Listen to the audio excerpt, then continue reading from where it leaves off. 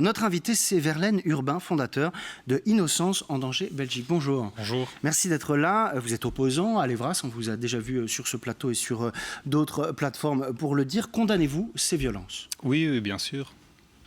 Oui, donc c'est un acte clairement qui témoigne d'une forme d'extrémisme. Donc nous, on est justement pour le dialogue. On essaye justement de travailler avec les parents pour reconstruire la confiance finalement avec les acteurs de l'Evras. Donc c'est l'extrême opposé de notre travail. Et d'ailleurs, comme je l'ai dit justement la fois dernière, je ne suis pas un opposant, je suis critique. Nous, on est pour un Evras bienveillant, transparent et adapté au développement de l'enfant. Et donc, à partir du moment où c'est les parents qui sont venus nous chercher en disant, voilà, on ne comprend pas le guide, il est très malaisant le guide. Et donc, nous, on a analysé le guide, on a regardé ça sous le prisme de la littérature, du corps psychomédical et du droit, et on remarque qu'il y a vraiment plusieurs éléments qui posent question. Nombreux sont ceux et celles qui disent que par le biais de conférences, y compris celle qui a eu lieu en juin dernier, vous êtes plutôt des personnes qui offrent des arguments ou en tout cas des informations douteuses, selon certains, aux familles, pour douter de l'Evras. Mais ça, on y reviendra. Vous n'avez pas participé à la manifestation de la semaine dernière, c'était assez intéressant de le noter. Est-ce que ce dimanche, la manifestation qui est prévue, vous y prendrez part? Non. Ce n'est pas dans mes missions. Nous, on fait de l'éducation permanente, on travaille avec des groupes de parents, on fait de la sensibilisation, mais non, je ne vais pas... Vous êtes conventionné éducation permanente? Alors en fait, la SBL Rezanesco, qui a 2 pôles d'activité, a le pôle Innocence en danger Belgique, et donc la SBL Rezanesco, effectivement, reconnue en éducation permanente. Au moniteur belge, Innocence en danger Belgique n'existe pas. Alors, il existe dans le moniteur belge en tant que second pôle de la SBL Rezanesco. Vous parlez au nom de qui, alors? Alors, je parle au nom... Alors, dans n'importe quelle ASBL, il peut y avoir plusieurs pôles d'activité. Avant, on avait un pôle qui s'appelait le pôle socioculturel et on avait des missions de cohésion sociale sur le territoire de Gembloux.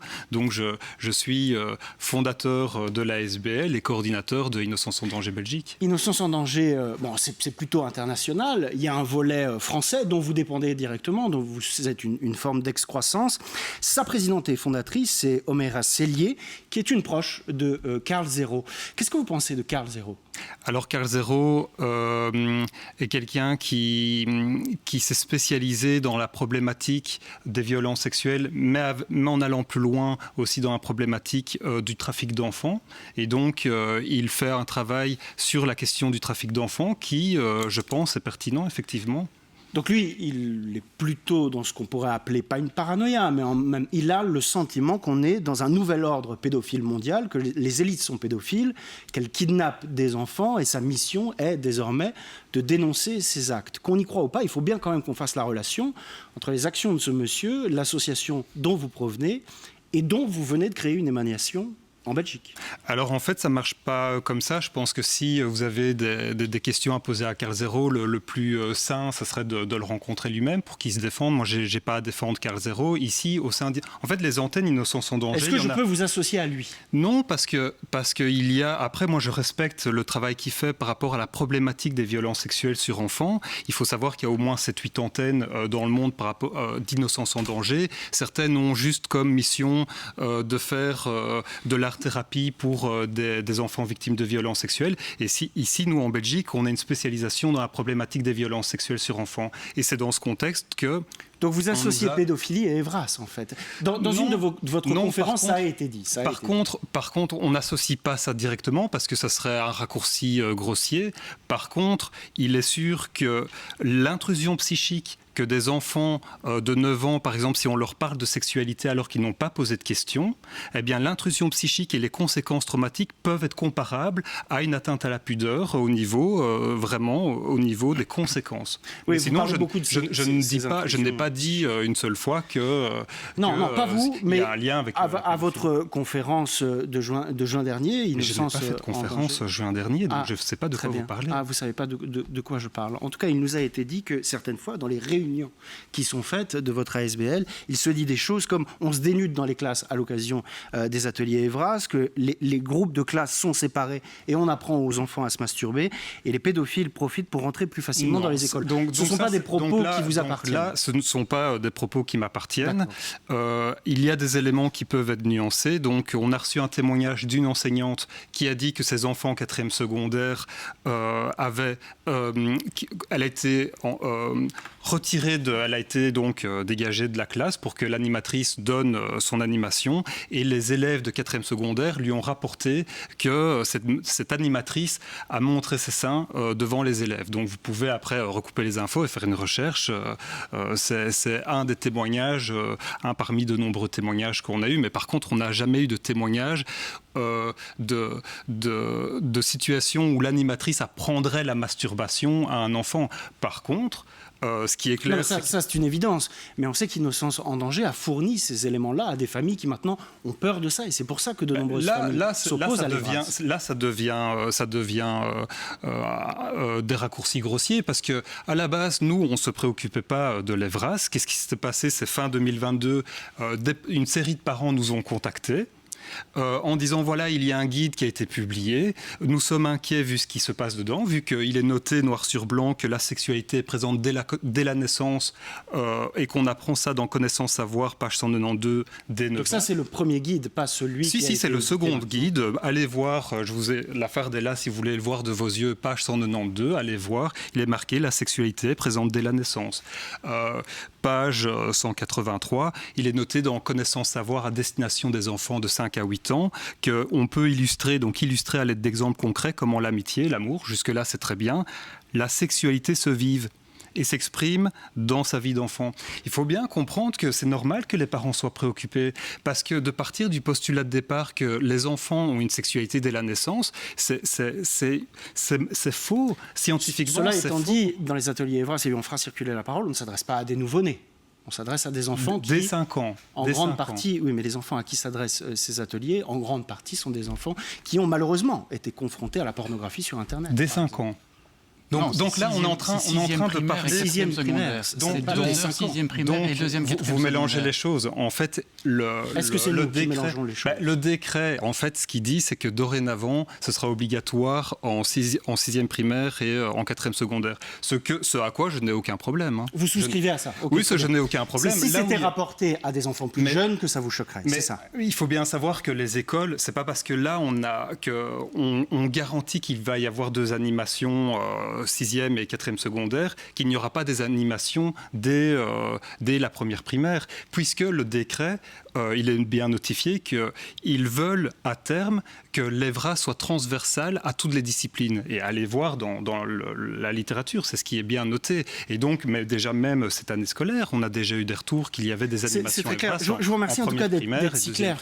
C'est pas tellement les fameux ateliers, donc les fameuses 4 heures au sein du cursus, c'est la crainte que ça devienne transversal, l'Evras, aux autres matières. C'est très clair et c'est très différent de ce qu'on dit. Donc, c'est pas exactement ce que je dis. Ce que je dis, c'est que le guide qui sert de référence aux professionnels et qui, pour s'adresser ensuite à des enfants, il y a des éléments qui posent question. Voilà. Et donc, ces éléments-là, ça crée une rupture de la confiance avec les parents. Et je pense qu'il faut ouvrir le dialogue, justement, pour arriver à un Evras transparent et bienveillant. Le dialogue, chers débatteurs et débatteuses, ça n'est pas évidemment mettre le feu à des écoles maternelles. Qu'en pensez-vous ? Ah bah non, surtout pas. C'est ultra violent. Après, je comprends, hein, c'est une question qui est hyper importante. Moi, je suis moi-même maman d'une petite fille de 8 ans.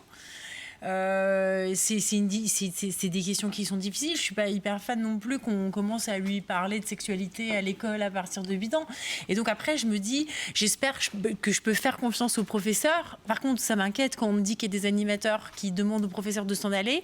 Je me dis, bon, que peut-être que s'il n'y a pas de... Enfin, qu'il faut que ça vienne d'un questionnement de l'enfant, c'est ça, et pas lui imposer. Parce que je pense que c'est super violent d'imposer des choses où ils n'ont pas confiance. C'est ce qui a été promis par la ministre responsable qui pour le coup, défend ce projet. Elle dit, on répondra, ça n'est pas un syllabus, ce fameux guide que vous brandissez, c'est un moyen pour les animateurs de répondre aux questionnements de l'enfant. Je sais que ça vous pose problème pour différentes raisons, mais est-ce que vous la croyez quand elle dit, voilà, ce ne sera pas un cours donné, ce sera un atelier où on répondra aux questions. Donc c'est très bien de pouvoir répondre aux questions. Après, si donc à 9 ans, on peut parler par exemple des influences positives et négatives des pornographies, c'est pas de la pornographie, mais des pornographies. Donc si un enfant de 9 ans, en fait, a à un moment vécu une intrusion psychique pour X ou Y raison parce qu'il a vu du contenu, et donc s'il pose une question, les PMS sont unanimes là-dessus. Ils disent, on ne répond pas à la question, on attend la fin du cours pour éviter toute intrusion psychique avec les autres enfants. Ou c'est le côté collectif qui vous dérange? Ah ben bien sûr, puisqu'il est prouvé scientifiquement par le corps psychomédical que si un enfant ne se questionne pas sur des questions de la sexualité, et c'est la même chose, hein, un parent peut perdre la garde de son enfant pour ça. Hein. Si un adulte en fait vient entre guillemets en fait stimuler la sexualité, sensibiliser un enfant alors qu'il n'a pas de questions, c'est prouvé techniquement que l'enfant peut avoir des troubles et des conséquences traumatiques. Mike Willemars, j'en reviens toujours à cette même question. Ce sont des questionnements qui sont partagés par de nombreuses personnes. Pourquoi pas la question de l'intrusion psychique, pourquoi pas, mais ça justifie pas de toute façon évidemment d'aller brûler 4 écoles à Charleroi. Est-ce que vous craignez pas que ça empire, que la situation devienne de plus en plus violente? Alors, on a déjà rencontré plusieurs cas de ce genre en Belgique. Pour rappel, la libération de Michel Martin, qui a créé l'émoi. Il y a toute une série de choses en Belgique qui créent l'émoi, ça c'est certain. Fort heureusement, on n'est pas en France, donc le Belge est un peu moins manifestant, voire beaucoup moins manifestant qu'en France. Donc je dirais que ça va se calmer. Par contre, Evras en l'état, moi je suis un peu dubitatif, soyons très clairs. Je pense qu'il y a des choses à revoir. Par contre, je me demande quand même ce que le politique fout, quoi. Qui demande ce genre de truc? On a quand même en Belgique et partout ailleurs en Europe cette capacité à cliver, à exciter les gens, et on se retrouve dans des situations pareilles. Qui demande ça? Je prends d'autres exemples à titre d'exemple. Quand on a changé les fêtes en fête de Noël, en repos de je ne sais même plus quoi, tellement voilà, en plaisir d'hiver ou autre, qui a demandé ça? Personne n'a demandé ça. C'est l'initiative du politique qui dit moi je pense que ça c'est bon pour le peuple, et on en finit finalement par avoir des situations pareilles. Il y a, semble-t-il, du point de vue du corps enseignant, du point de vue d'un certain nombre d'associations, une demande depuis longtemps où on dit il y a un problème, il faut qu'il y ait quelque chose, et souvent la réponse qui leur est faite, c'est l'Evras. Ça émane d'une demande à un moment ou à un autre. Ce que vous n'aimez pas peut-être, c'est que le politique est mal communiqué sur la question. Michel. Excusez-moi Michel, juste une seconde. C'est le peuple dans son entièreté qui élit ses représentants. Les enseignants, c'est une chose, mais je ne pense pas qu'on ait demandé, qu'on a entendu des revendications telles dans la bouche des citoyens. Elles existent dans la bouche de certains citoyens. Oui, je ne suis pas spécialiste en la matière, je n'ai pas consulté le document de A à Z comme vous êtes un certain nombre à l'avoir fait, mais j'ai envie de dire simplement que je pense que c'est bien que des questions se posent et qu'on en débatte calmement. Ce que je trouve affolant, et de plus en plus affolant, pour travailler aussi au théâtre avec des jeunes, c'est la violence d'une manière générale dans les écoles. Et donc, cette violence-là, j'aimerais qu'on investisse beaucoup pour qu'on enseigne des valeurs démocratiques, de respect individuel, de toute une série de données qui font la démocratie et qui sont mis en péril. Parce qu'à force, en effet, de cliver et de mettre en évidence... sans rentrer dans le débat, parce que je ne suis pas un spécialiste. J'ai des enfants et ils ont une trentaine d'années, donc peut-être que les questions ne se posaient pas. Pourquoi les questions ne se posaient pas il y a une trentaine d'années? Et si elles se posaient, pourquoi se posait-elle plus calmement? Comment on n'arrive pas à débattre plus calmement de ça? Parce que, en effet, le corps enseignant, qui est une personne qui à un moment donné pose un acte inadéquat, qui est celui dont on a parlé, montrer ses seins ou quoi, on sait bien aussi sans qu'on sache si ça a eu lieu, hein. C'est la narration qui est faite. On sait bien aussi que partout il y a des actes inadéquats, hein, que ce soit dans les églises, que ce soit... Il n'y a pas besoin d'un guide Evras pour ça. Voilà. Mais par contre, qu'il y ait un réel débat et qu'on puisse, dans tous les cas, répondre à la sécurité des enfants et ne pas amplifier l'inquiétude des parents, me paraît quelque chose d'important pour que des actes de violence de ce type ne se produisent pas. Non, mais il y a des choses qui existent. On voit bien que les enfants, ils sont confrontés à ces images sur les tablettes, les téléphones, et ça, c'est... Et qu'est-ce qu'on fait? On leur en parle pas, alors? Il y a un travail à faire aussi avec les parents, au niveau de la sécurité, du contrôle parental. Il y a toute une éducation aussi à faire de prévention. Le politique n'a qu'à faire des lois là-dessus pour empêcher et protéger les enfants d'avoir accès à tout ça. Ah, vous pensez Et là, que il y a c'est l'essentiel. C'est tout à fait possible. Empêcher par une loi les enfants d'avoir accès à la pornographie. On ne peut plus acheter une carte SIM sans qu'elle soit anonymisée. Il y a une loi qui est sortie. Eh bien, mettons des lois en place pour protéger les enfants.